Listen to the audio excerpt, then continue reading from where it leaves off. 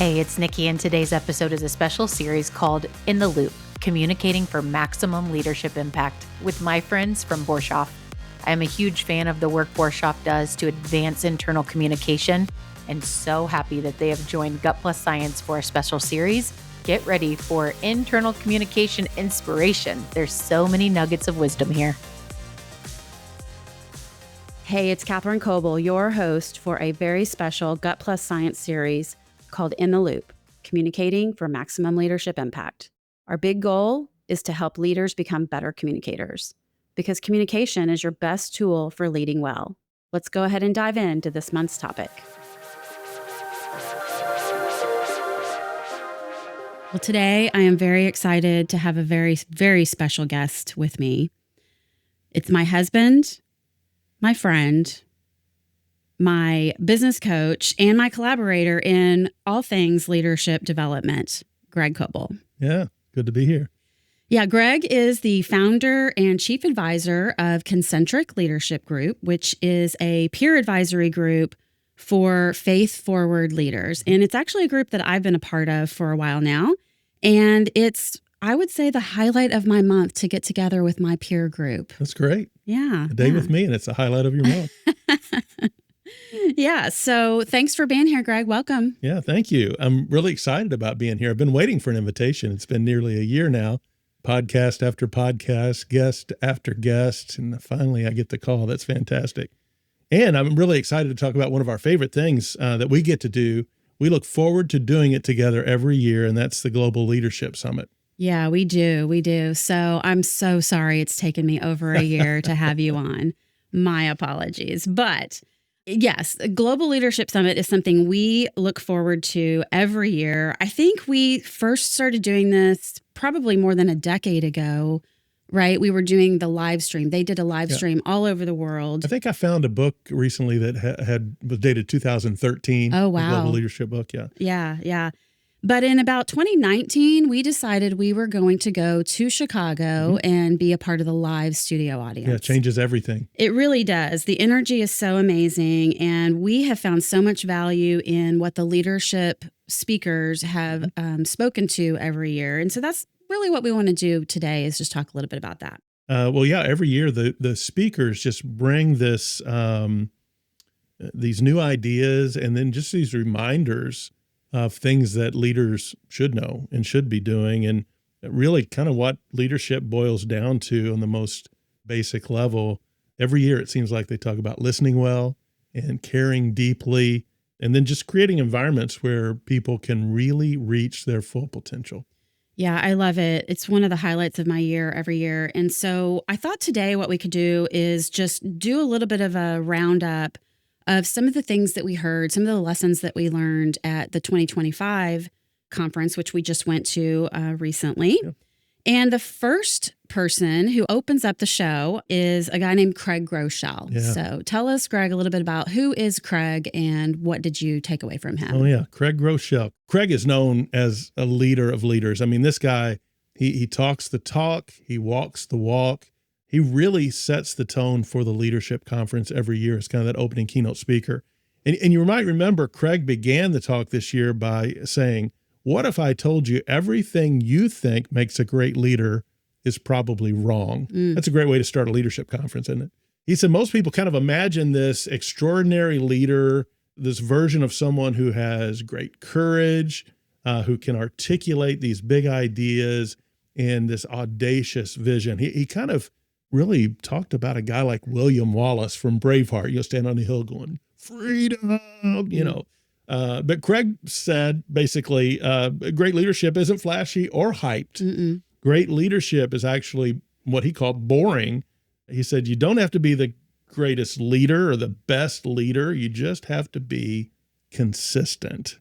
Yeah, that's great. He gave this mathematical formula to illustrate that point. Do you remember the mathematical formula? Yeah, what was that about? Yeah, it was really interesting. He said consistency plus faithfulness multiplied by time equals lasting impact.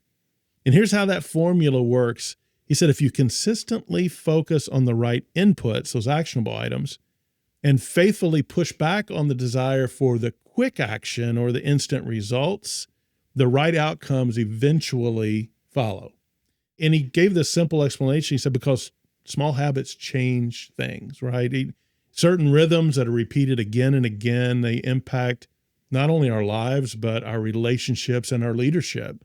Consistently working on things and taking action, it closes the gap between good intentions and what the outcome really is. Yeah, that makes me think, of course, about my marathon training in past years, where it's really not about trying to be the fastest. It's really just about taking time, being consistent, building on your base, enduring, and trying to get a little bit better over time. Yeah, a little better every day, a little bit better every day. Yeah, it's fantastic. So another speaker that we heard was Juliet Funt. And Juliet is just one of our favorites. We've seen her a couple different times. She's funny. She's always dropping all kinds of great ideas. Tell us a little bit about who she is and what some of the key takeaways were that you had from her. Yeah, I love Juliet Funt. She's the founder and CEO of an organization that focuses on high performance for executives and leaders. And this year, she talked about some ideas from her latest book called A Minute to Think. And she reminded leaders that it's really easy to get distracted by all the things that we can do and to lose sight of the things that only leaders should do. She gave us some really simple steps for eliminating some of that unnecessary stuff. Now, this goes beyond the idea of prioritizing work or just organizing your ideas, some of the more traditional methods that we've been taught in the past. And Juliet talked about this method of measuring how much of your time is actually going to what she calls high value work. And she kind of defines high value work as only the things the leader should do, right? Right. And I think one of the most powerful things she said during her presentation was, we must recognize the need to reduce the amount of work we do. And here's why. Our time is not infinite, but the work is.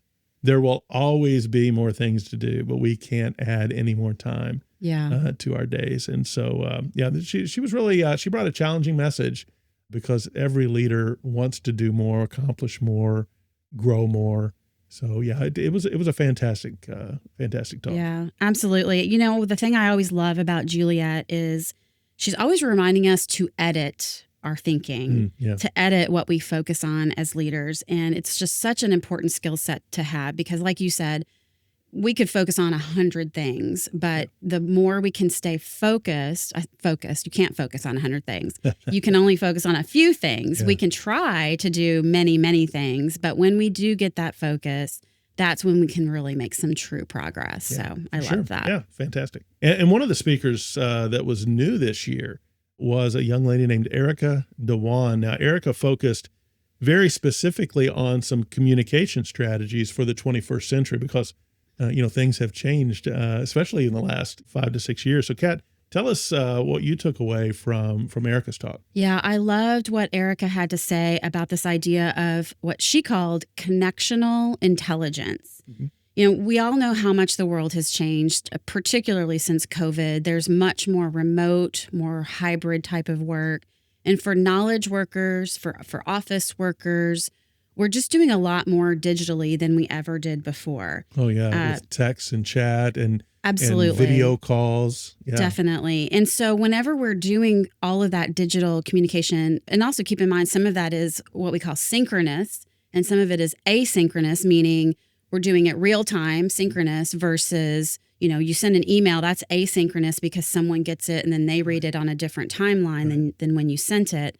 And so all of those things together kind of create this opportunity for many, many misconnections, miscommunications. And so she actually provided quite a number of tips and thoughts on how to connect intelligently.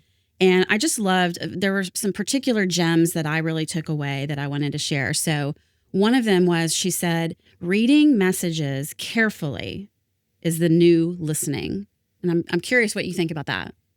Yeah, that really gets to the heart of trying to make sure that you interpret well, right? Absolutely. It's looking at the content and not trying to maybe assess any sort of emotion or read between the lines and making sure that you're reading the words correctly. Right. So often when we're in such a hurry and we're distracted, we look at something and we think it says one thing, Mm-hmm. but if we go back, we see a little bit more color, a little bit more depth.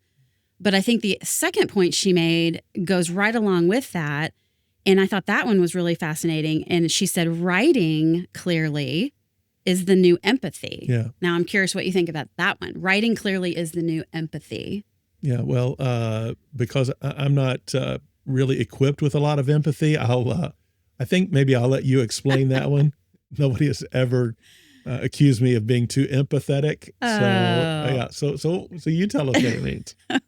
Well, I think this again gets back to being other oriented, Sure. right? If you are writing a message to someone and you are keeping that person in mind, not just what you want to say, but you are really taking the time to think about where they're coming from, what it is that you're asking of them, or what you want to make sure they know. And you spend some time crafting your message and then going back, right? Even though we have things like autocorrect, sometimes autocorrect actually gets us in trouble. Yes. But we just need to be as clear as we can, providing the right detail at the right time. Clear doesn't mean verbose. Mm-hmm. It just means clarity around ideas, choosing the right words. Those are important things for the other person, because what's missing in that communication is body language. We're missing tone. Yeah. We're missing feedback. Sure. And so whenever we can take the time to be as clear as possible in our communication, in our written communication, it's really going to help that other person who's receiving that message. That's really good. Yeah, that's so important in the modern era that we're in. Yeah, absolutely. So one thing that I really hope to dive into in more detail here soon is I'm going to get into her book. It's called Digital Body Language.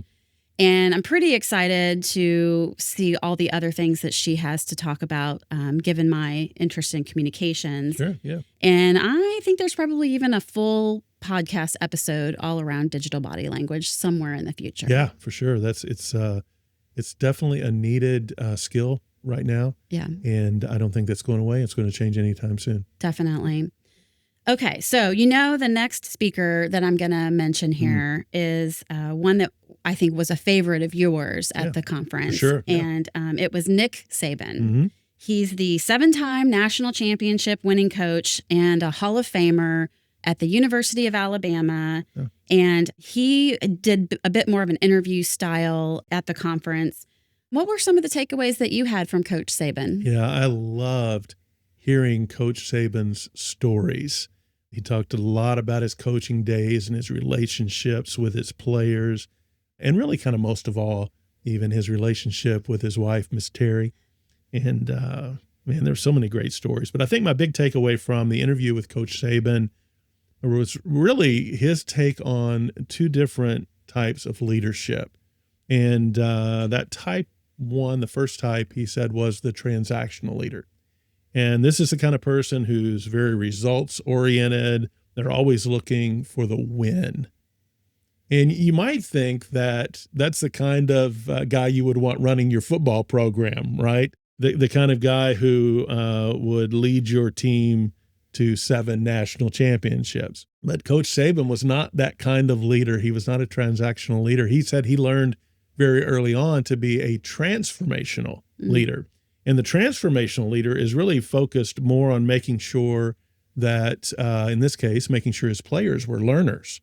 Even in the negative experiences, he wanted his players to figure out what it was they needed to learn in that negative experience that would make them better. And he made sure to set goals for his team and to share vision and all the things that great leaders do. Then he led and inspired his players to accomplish the vision. He would tell his players every day, this is one of my favorite lines, stay focused on controlling the things you can, and every day make yourself and your teammates better. I mean, that's a fantastic leader right there. And you don't have to be leading a college football team to say that. You can say that in your office with your leadership team, with the folks who are, forward facing with customers or whatever it is, right? Focus on controlling the things you can control, and every day make yourself and your teammates better. Yeah. So, the thing that I really took away from that whole conversation with Coach Saban was that a good leader really takes the time, like you said, to help people learn from the things maybe that didn't go so well. Sure. But what I loved about that was the idea that he really created some psychological safety in the environment. He wasn't easy. He was hard. He was, very demanding of what he got from his players, but he made sure that they had the opportunity to feel that they could dissect and really look back, and they didn't have to worry about, being reprimanded for that. They had the opportunity to learn. Yes. Yeah, for sure. So good. Yeah, he had high expectations. He set high standards, but he gave his guys an opportunity to learn from the negative experiences. It's fantastic. Yeah. All right, Kat. The next speaker that we heard was really a true legend, John Maxwell. Right. And a lot of listeners have probably heard of John Maxwell.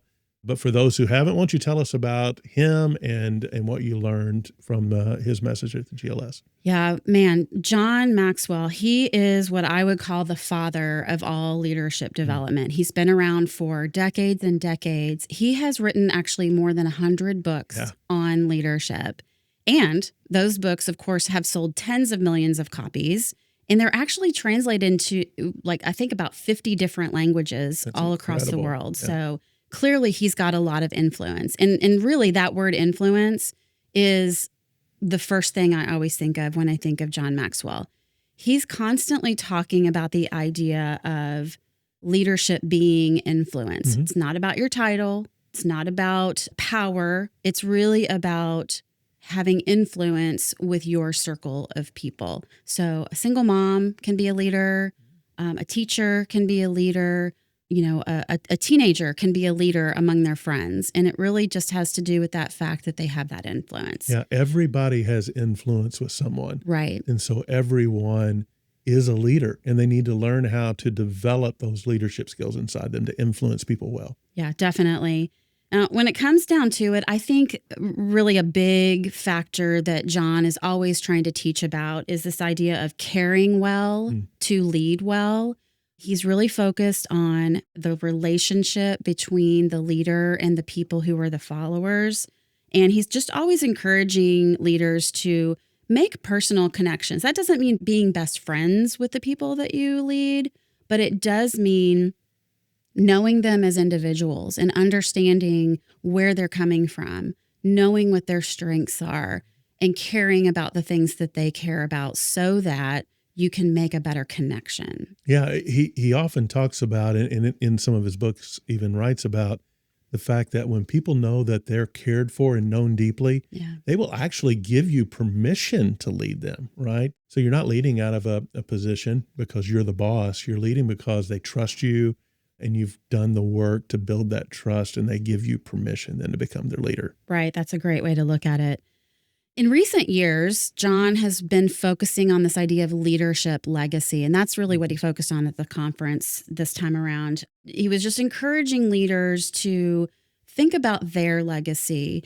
And when we think about our legacy as leaders, it's really not about our success. It's really more about what we did to bring significance into the world. And I think that the key factor in that is, again, it's that other orientation. Sure. We're looking to build other leaders. We're looking to help bring other people along with us. And when we do that as leaders, we actually find some significance that we would never get just in our success. Right. Yeah, you can build a successful company. He has another line he uses, but success without succession is actually failure, And so without bringing other people along to help fill the gaps when you're gone, then you haven't done a great job as a leader, even if you build a successful company, right? So leaders who build leaders who can build leaders, that's what John's all about. Yeah, the generational leadership in many ways. Well, one of the other speakers at the summit was, I think, probably a favorite of both of ours, but maybe even more for you. But John Acuff is the guy. So what big ideas did you hear from John this year? Oh my gosh. I love John Acuff. He is just so funny. He makes me laugh out loud constantly. And so that's probably one of the main reasons I love him. But the reality is he just dropped some leadership gold in his conversation at the Global Leadership Summit too. His latest book is called All It Takes is a Goal. And he has been talking a lot lately about the idea of procrastination and also potential. And a lot of times we aren't reaching our full potential because of procrastination. And so he was actually giving some ideas about how to really push through that and get to the life that you really want. Yeah. He even talked a little bit, just to kind of set the scene. He said some surveys recently have said that as many as 96% of people say that they aren't living up to their own potential. Wow. And if we recognize that in ourselves, surely it's something that we can move forward with. We can find a way to push through. But a lot of times we get these soundtracks in our head, these almost like a broken record right behind us that is just telling us we can't do something. It's giving us these limiting beliefs. And I think John's big push right now is to help people realize that there is a way to create a new soundtrack.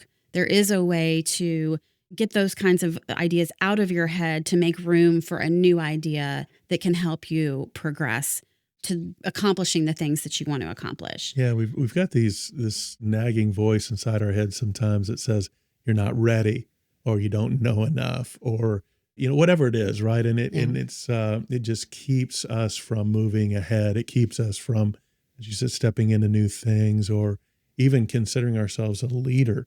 So yeah, it's so important that we can get beyond that. Absolutely. One of the things he said was, procrastination really is it's a mindset. Yeah. And many times what we're looking for, and we don't even know we're looking for this, is we're looking for permission.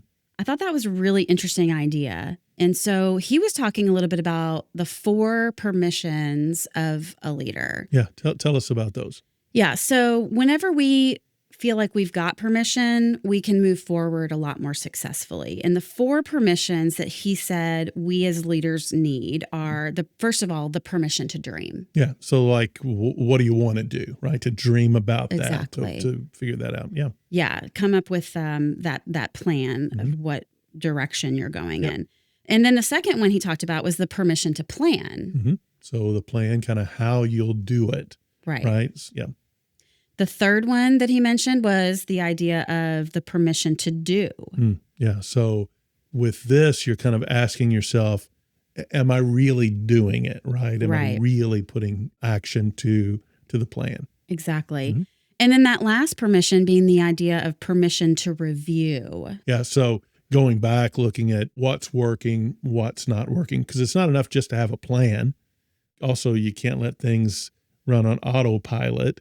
So when you create a plan, you have to work the plan, and you have to tweak the plan to make sure that the plan's really working, right? Absolutely. Yeah. Absolutely. A plan is just a guideline. It's never something that's going to get you all the way there. Plans always change, and that's okay.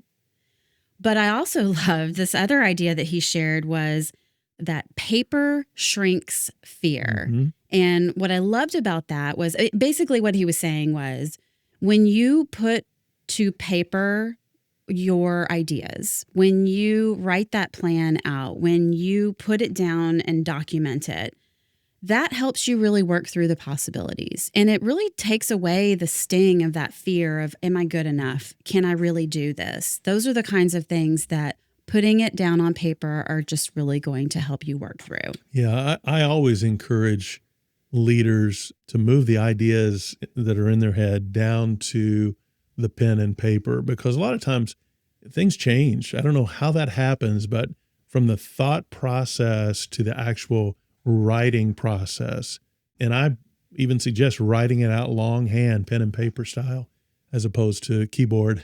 But there's just something that changes in our thought process. And oftentimes what we think we're going to write ends up being different when we actually write it on the page. And it makes a big difference for sure. Yeah, I agree. This is something we tell our clients all the time whenever we're working through messaging. Being prepared ahead of time, taking the time to think through what it is that you want to say and putting it down on paper. Even if you've said these things 100 times before and you're very comfortable with your message, taking that time to write it down really helps you refine your thinking and just build the confidence that you need to deliver it well. Yeah, that's fantastic. So I know this was a bit of a lightning round today. We sure. really covered quite a few speakers, quite a few topics. Yeah, and really only scratched the surface. I mean, there were 13 speakers at this 2-day conference. So we just talked about a handful. Right, absolutely. And we'll be processing that for months to come. So in order to help our listeners, we have put together a handy reference guide that will have links and a little bit of background info on the Global Leadership Summit itself, as well as all of the different authors that we've been talking about today. We'll also have in the show notes a place where you can connect with Greg and or the Concentric Leadership Group on LinkedIn and the Concentric website. So you can learn a little bit more about that as well. So as we wrap up today, I think there's really kind of one big idea that you and I have talked about. Two ideas, two words that really stuck out for us in terms of leadership, because it can be overwhelming, right? There's so many things, and so many times leaders want to put into place the things that they've heard from other leaders. But my advice to them is don't. What do you think about that? Yeah, I think when you look at great leaders, you can see a pattern develop. It really, the great leadership focuses on two things, just two things: being intentional and being relational.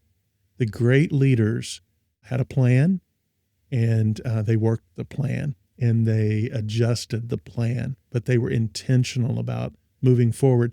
And then secondly, they were deeply relational. They created connections with the people who worked with them, the people who they served. And over in history, we see that great leaders were deeply intentional and deeply relational. And I think that's the most important part. That's the key to leadership. Completely agree. Such good stuff. Well, thank you so much for joining us today, thanks Greg. for having me. Yeah. It's been fun. We should do this again in another year or so. Okay, that sounds great. Thanks for listening.